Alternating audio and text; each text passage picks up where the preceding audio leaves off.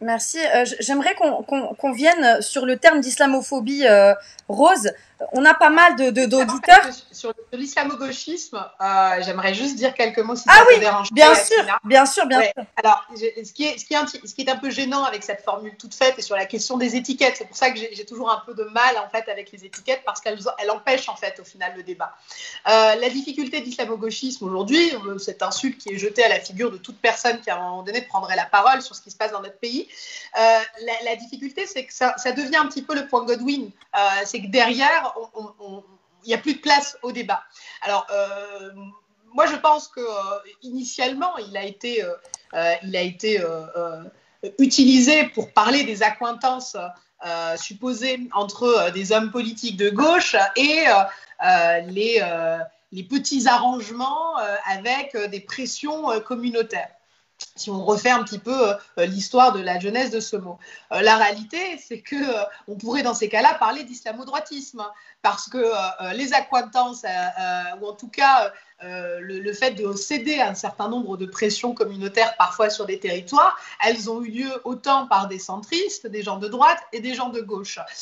Donc si on voulait être plus juste, on parlerait peut-être d'islamo-politique éventuellement, ou d'islamo-partisans politiques, enfin peu importe, mais c'est très injuste. Et puis, ça voudrait dire quoi? Ça voudrait dire qu'aujourd'hui, parce que pour le coup, c'est plutôt la France insoumise qui a été ciblée par cette attaque. Moi, je suis assez claire avec ça. C'est pas mon obédience et c'est pas ma sensibilité politique. En revanche, je trouve ça particulièrement scandaleux aujourd'hui qu'on fasse en fait de Jean-Luc Mélenchon et de tous ceux qui font partie aujourd'hui de la France insoumise des responsables de la montée de l'islamisme en France, parce que bien des gouvernements n'ont pas voulu prendre un certain nombre de décisions, par exemple sur la question du financement des lieux de culte, où on a laissé un certain nombre de pays étrangers, et d'ailleurs on a souvent parlé d'islam consulaire.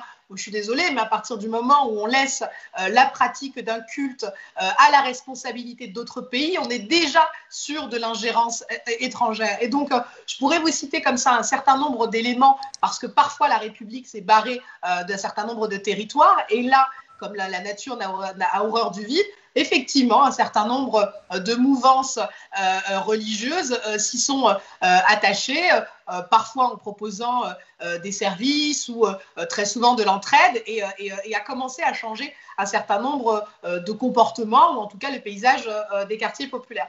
Et donc, si on avait des responsables à traquer, ben, ce serait effectivement toute notre classe politique entière. Donc voilà ce que j'avais à dire en tout cas sur cette expression d'islamo-gauchisme, mais qu'on doit faire disparaître parce que mais ça va rejoindre un petit peu sur la question de l'islamophobie. C'est dangereux parce que même s'il n'y a pas d'analogie à faire avec les années 30, et même si je refuse qu'on ait à comparer ces deux atrocités, en tout cas, ce qui semble aujourd'hui être de la défiance ou de l'hostilité à l'égard des Français de confession musulmane et les Juifs en 1930, ce qu'on peut en tout cas, ce qui doit nous alerter, c'est que toutes les atrocités du monde, toutes, quelles qu'elles soient, et notamment les génocides, ont toujours commencé par des mots et ont toujours commencé par des formules, par des accusations, par des amalgames. Et le risque qu'on prend, je crois qu'on est dans un pays particulièrement républicain et démocratique, et je ne crains pas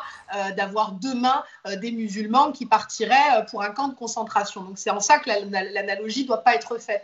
Néanmoins, sur la question de la détestation, sur la question de l'hostilité et sur la question des discriminations, il faut effectivement faire attention à ce que l'on dit et des sujets qu'on traite, parce qu'effectivement, l'histoire nous a appris, et encore aujourd'hui, eh bien, dans le monde, on peut s'apercevoir qu'il y a effectivement des communautés religieuses ou ethniques qui sont persécutées, parce qu'à un moment donné, certains ont décidé qu'ils n'étaient pas comme il fallait, ou qu'ils ne croyaient pas le bon Dieu. Donc effectivement, les mots les mots sont très souvent ce qui précède les insultes et les injures sont très souvent ce qui précède les coups.